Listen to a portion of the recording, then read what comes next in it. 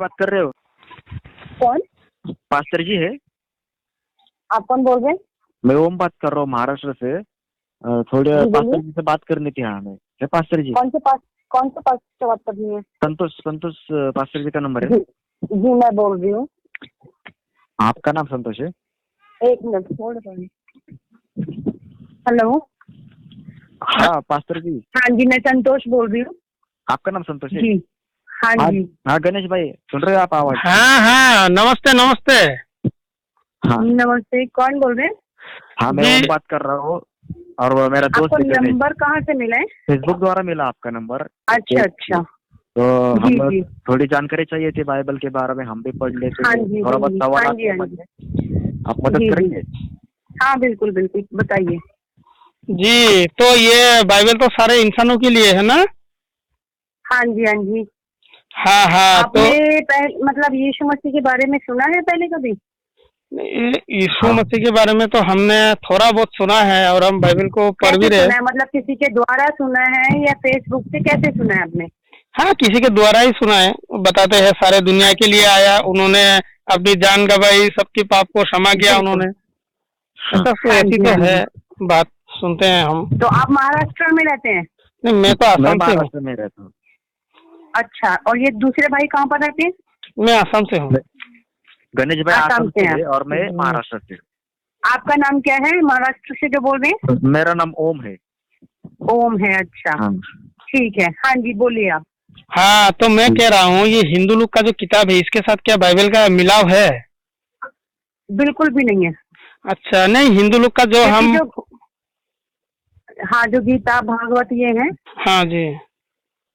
हाँ जी हाँ जी। हाँ पहली तो बात तो मैं आपको बता दूं, जो बाइबल है वो हाँ, परमेश्वर की प्रेरणा से लिखी गई है। अच्छा। ठीक है। हाँ, परमेश्वर ने लोगों के अंदर कार्य किया, उन्होंने वो बाइबल लिखा। अच्छा उसमें अच्छा। एक शब्द भी मनुष्य की खुद की इच्छा से नहीं लिखा गया है, जो परमेश्वर की आत्मा ने बोला वो लिखा गया है। तो आप अच्छा अच्छा। सीधे तौर पर ये बोल सकते हैं कि बाइबल स्वयं परमेश्वर के मुंह के वचन है।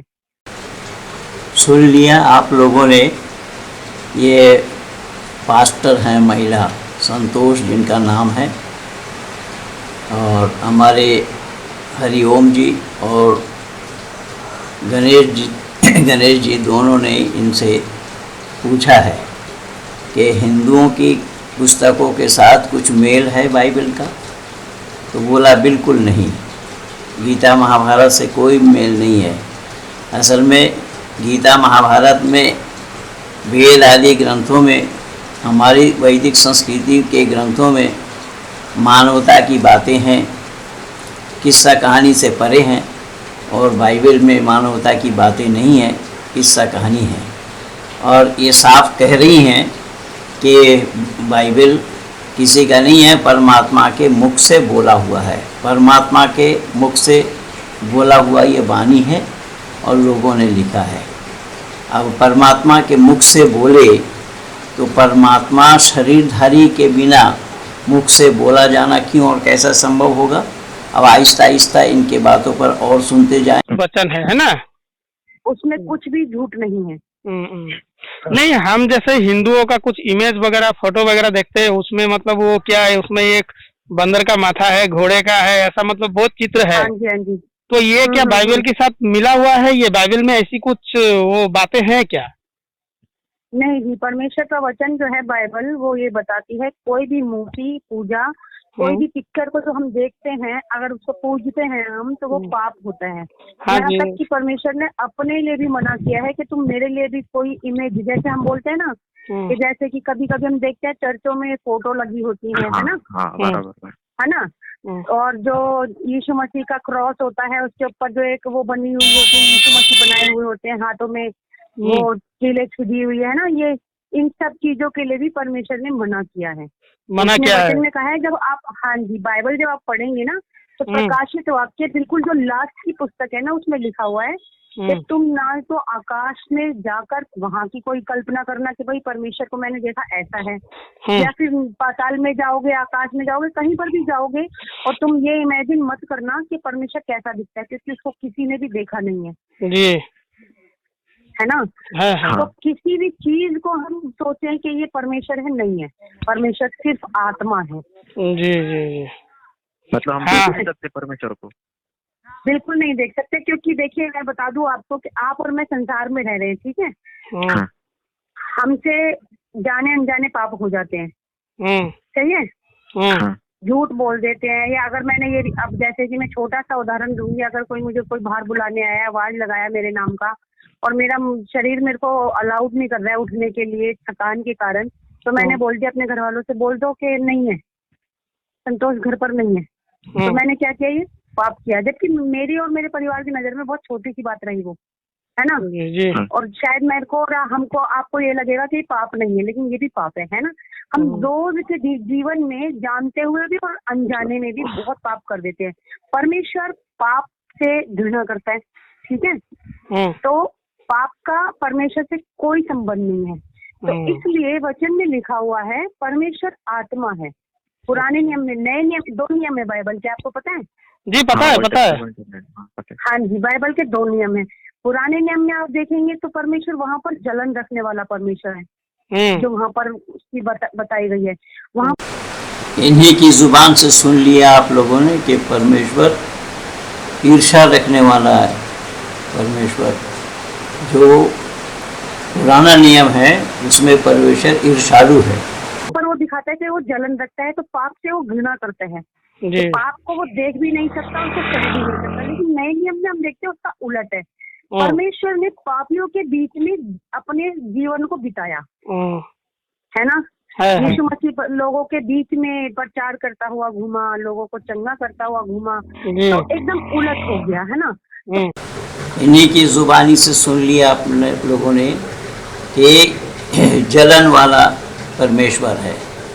और नया नियम में यीशु मसीह को ही परमेश्वर बताया जा रहा है कि वो अपने लिए, औरों के लिए अपना जीवन बिताया, सारा औरों के लिए अपने जीवन पर ले लिया, ये यीशु मसीह। और जबकि यीशु मसीह परमात्मा नहीं है, परमात्मा के इकलौता बेटा है, ये बाइबल का ही कहना है। ईश्वर का इकलौता पुत्र है, तथापि इनको परमात्मा ही कह रहे हैं। पाप का परमेश्वर से कोई संबंध नहीं है। लेकिन जब यीशु मसीह बनकर वो धरती पर आया, है ना, जब वो यीशु मसीह बनकर धरती पर आया, तो उसने क्या कहा, हमें पाप से घृणा करनी है, पापी से नहीं। ईश्वर वो ईसा मसीह क्या ईश्वर ही है क्या? देखिए मैं बताती हूँ आपको। सबसे पहले जब पुराना नियम हम पढ़ते हैं उसमें लिखा है यहोवा। जी। यहोवा परमेश्वर, ठीक है, जो स्वर्ग में रहता है। जब पाप बढ़ गया धरती पर, जब परमेश्वर ने देखा कि अब मनुष्य को जरूरत है कि इस पाप से छुटकारा पाया जाए, है ना, तो उस समय पर उसने अपने आप को पुत्र के रूप में नीचे भेजा। इन्होंने खुद स्वीकार किया है कि जब पाप बढ़ जाता तो जो यहोवा वो आसमान में रहता है, हेवन में रहता है, जब पाप बढ़ जाता है वो धरती पर आते हैं और वही पुत्र के रूप में आते हैं। अर्थात परमात्मा और परमात्मा के पुत्र, ये दोनों एक ही बताया जा रहा है, पुत्र के रूप में आते हैं। इसलिए उसके पिता का कोई नाम नहीं है। यही कारण है कि पुत्र किस तरीके से आया है, केवल माँ का नाम है, पिता का नाम नहीं है। इसलिए यहोवा जो परमेश्वर है, उस परमेश्वर ही यहोवा का पुत्र है, परमेश्वर का पुत्र। हाँ, तो ये यीशु मसीह तो ये मतलब मानव अवतार है ना, वो ईश्वर ही हुआ वो, और साथ ही साथ स्वयं परमेश्वर है। हाँ, तो वो तो बाइबल ने जैसा कहा है कि मेरी प्रतिमा मत बनाना, इस तरह से जो आपकी ईश्वर की प्रतिमा बनाया हुआ है, ये तो बात सही है, ईश्वर साकार है, निराकार है। नहीं, आपने बोला अभी जो रूप धर के आया ईसा मसीह ईश्वर रूप धर के आया, तो ये तो वो 33 साल धरती पर रहा, जो जिन्होंने देखा, ठीक है। नहीं, वो तो आया तो ना, ईश्वर तो साकार रूप धर के आया, तो आप तो बोल रहे हैं निराकार है, ये तो गलत हो रहा है। निराकार तो बाइबल के हिसाब से नहीं बैठ रहा है। सुनिए, यीशु मसीह पुत्र बनकर आया था। उसने एक वचन जो लेकर आया था, मन फिराओ क्योंकि स्वर्ग का राज्य निकट है। तो वहाँ जो यीशु मसीह है, यीशु मसीह को हम बोल सकते हैं वो अदृश्य परमेश्वर का दृश्य प्रतिरूप है। आप लोगों ने सुन लिया, ये खुद कह रही हैं कि अदृश्य रूप जो परमात्मा है उसका प्रतिरूप है ये यीशु मसीह, अर्थात वो ईश्वर का बेटा नहीं है, वही ईश्वर का बेटा बन कर के आया और वो अदृश्य रूप में ईश्वर है और ये दृश्य रूप में आया। हाँ, तो यही हुआ बात। तो मतलब अभी जो बोल रहे हैं कि परमेश्वर निराकार है, तो यीशु यहोवा परमेश्वर ही तो यीशु का रूप धर के आया, इसी बात को हम समझ रहे हैं। हाँ, तो बाइबल का जो परमेश्वर है वो तो साकार हो गया, निराकार तो नहीं हुआ। साकार परमेश्वर हुआ है। आपको समझ आया परमेश्वर का आत्मा जैसा आपको समझा है वैसा। और एस्केल में लिखा है पास्टर साहब।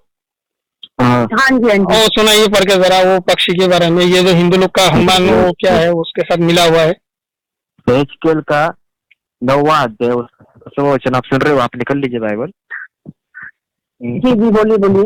10वां वचन में पढ़ रहा हूँ। उनके सामने के मुखों का रूप मनुष्य का था और उन चारों के दाहिने ओर के मुख सिंह के थे, बाईं ओर के मुख बैल के थे और चारों के पीछे के मुख उक्का पक्षी के थे।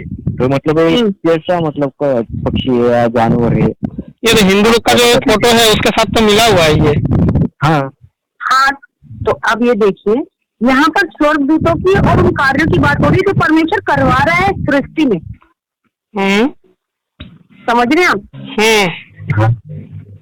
यहाँ पर परमेश्वर लोगों से पूछ रहे तू क्या देख पा रहा है? उसने बोला मैं ऐसे ऐसे देख पा रहा हूँ, एक जानवर है उसके ऐसे ऐसे मुंह है, ऐसे है, उसके सींग ऐसे हैं वैसे हैं। तो स्वयं परमेश्वर नहीं है, वो वहाँ पर कार्य कर रहा है प्रकृति में। हाँ हाँ, कार्य कर रहा है। लेकिन पास्टर साहब मैं आपसे ये जानना चाहूंगा, ये पक्षी जो था, इस पक्षी का नाम क्या था? ऐसा पक्षी कहीं होता है? ये कौन था? ये स्वर्गदूत था या क्या था ये मैं आपको ये बता दूं। देखिए परमेश्वर ने हर एक समय पर लोगों को बुद्धि देने के लिए, क्योंकि हमारा परमेश्वर दृष्टांत के में बात करता है, क्योंकि अगर वो सीधी सीधी बात करे ना तो आप हमें बिल्कुल नहीं समझ पाएंगे।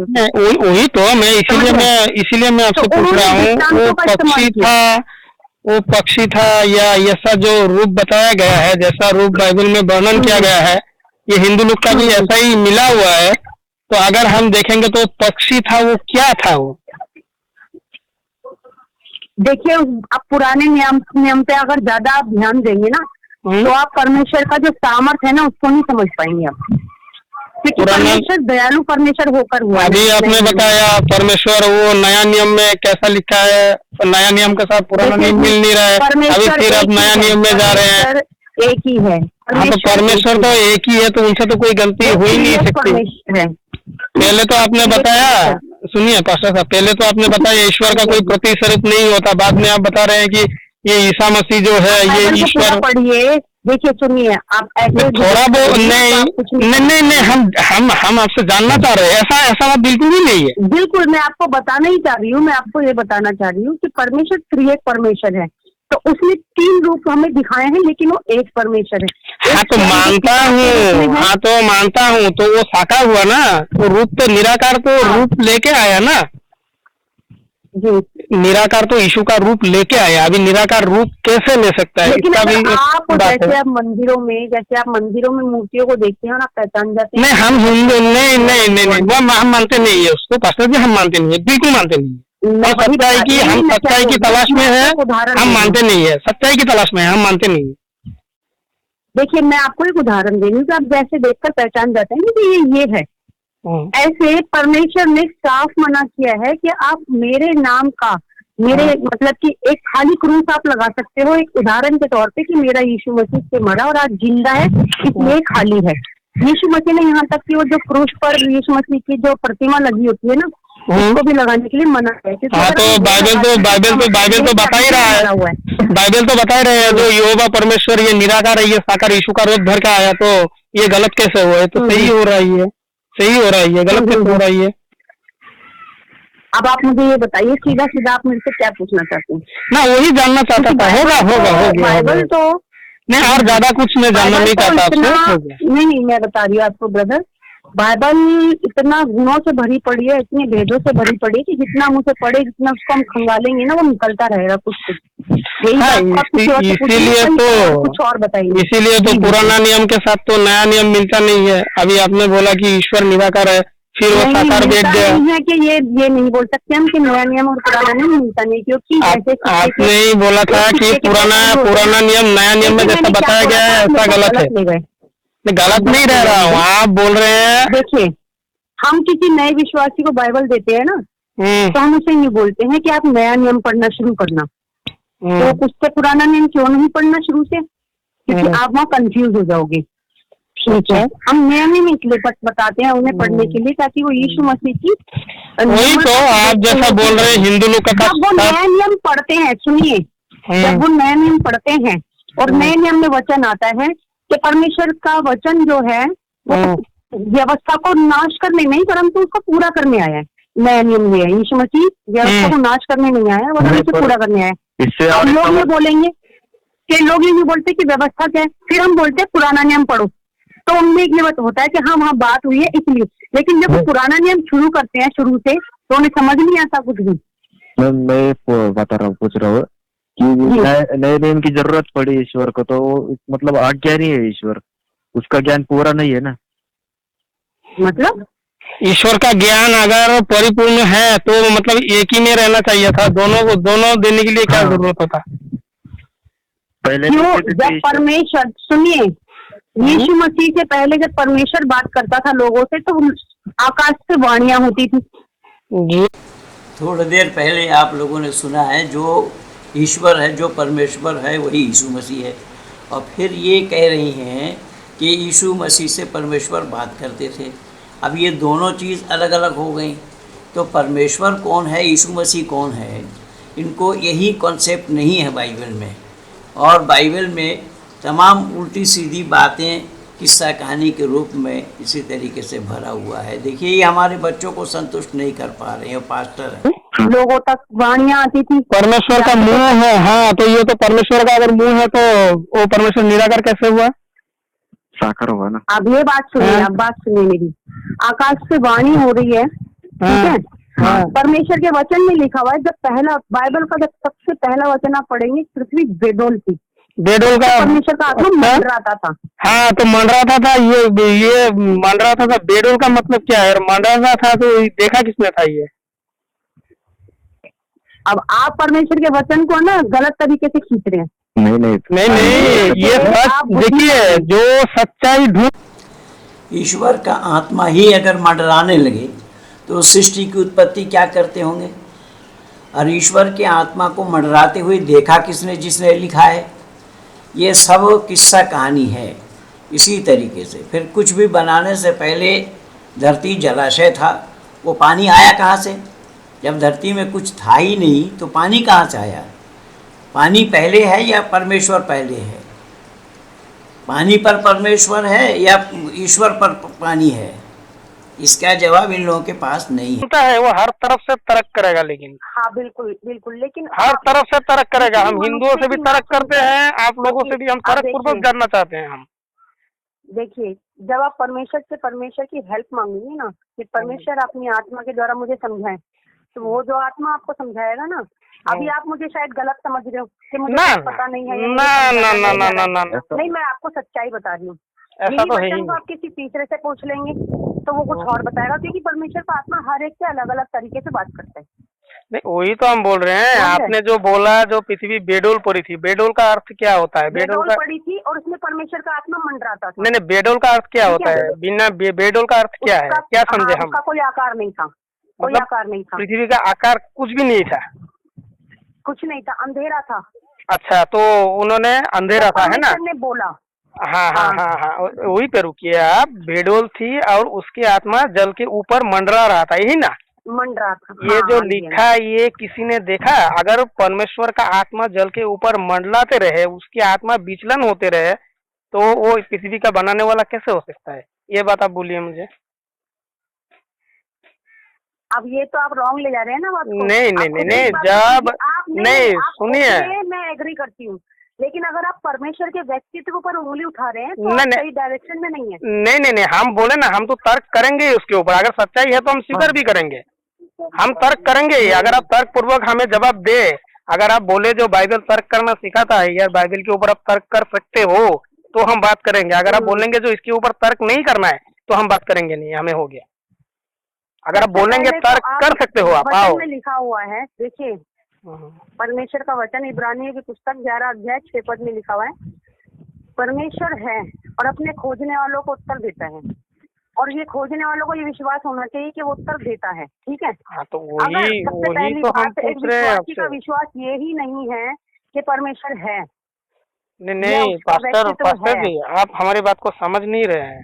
परमेश्वर को अच्छा। ढूंढता है आत्मा, ठीक है, हम्म, परमेश्वर को आत्मा ढूंढता है, ये हम मानते हैं इस बात को। हमारे अंदर की जो आत्मा है वो परमेश्वर को ढूंढता है, ये मैं मानता हूँ। लेकिन जो पृथ्वी का आकार नहीं था, बेडोल था, और उसकी आत्मा पानी के ऊपर मंडला रही थी, ये किसने देखा था? यही पूछना चाहता हूँ मैं आपसे। तो मैं वही तो बता रही हूँ आपको। मैंने सबसे पहली बात आपको ये बताई कि जो बाइबल है वो परमेश्वर की आत्मा के द्वारा लिखा गया। हाँ तो है ना? किसने लिखा था, देखा था? परमेश्वर ने जब लोगों को, परमेश्वर के आत्मा द्वारा लिखा गया था बाइबल। अब इससे यह अंदाज़ा लगा लीजिए कि आत्मा के द्वारा लिखा जाना संभव है क्या?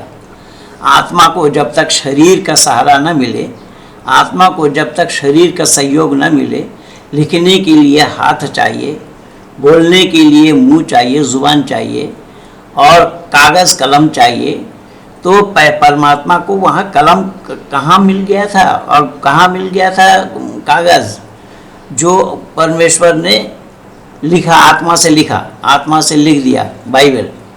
तो हमारे बच्चों को ये संतुष्ट नहीं कर पा रही हैं, ये पास्टर साहिबा ही बता रही है मैं पास्टर हूँ।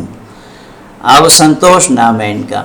अब काहे का पास्टर, कैसे पास्टर? तो यहाँ अक्लमंदों की कोई जगह नहीं है, अक्लमंद लोगों के लिए कोई गुंजाइश नहीं है।